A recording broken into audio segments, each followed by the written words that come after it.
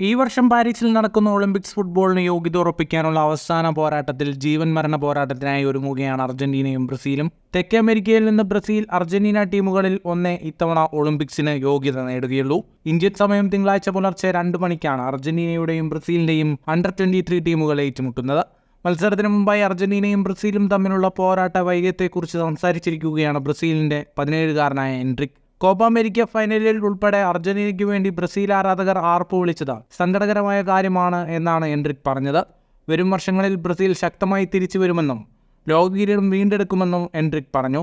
മറക്കാന സ്റ്റേഡിയത്തിൽ ബ്രസീൽ കളിക്കുമ്പോൾ ബ്രസീലിലെ ആളുകൾ അർജന്റീനയ്ക്ക് സപ്പോർട്ട് ചെയ്യുന്നത് കണ്ടിട്ടുണ്ട്. ഇതൊരു ക്ലാസിക് പോരാട്ടമാണ്, ഒരു യുദ്ധം എന്ന് തന്നെ പറയാം.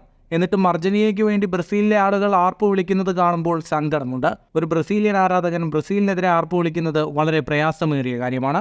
ഞങ്ങളുടെ ആരാധകർക്ക് വേണ്ടി സന്തോഷകരമായ മുഖം കൊണ്ടുവരാൻ ഞങ്ങൾ ആഗ്രഹിക്കുന്നു. ബ്രസീൽ ലോകകിരീടം വീണ്ടെടുക്കുമെന്നും എൻട്രിക് പറഞ്ഞു. ഫുട്ബോൾ ലോകത്തെ കൂടുതൽ വാർത്തകൾക്കും വിശേഷങ്ങൾക്കുമായി സ്പോർട്സ് കഫേ ഇപ്പോൾ തന്നെ സബ്സ്ക്രൈബ് ചെയ്യുക.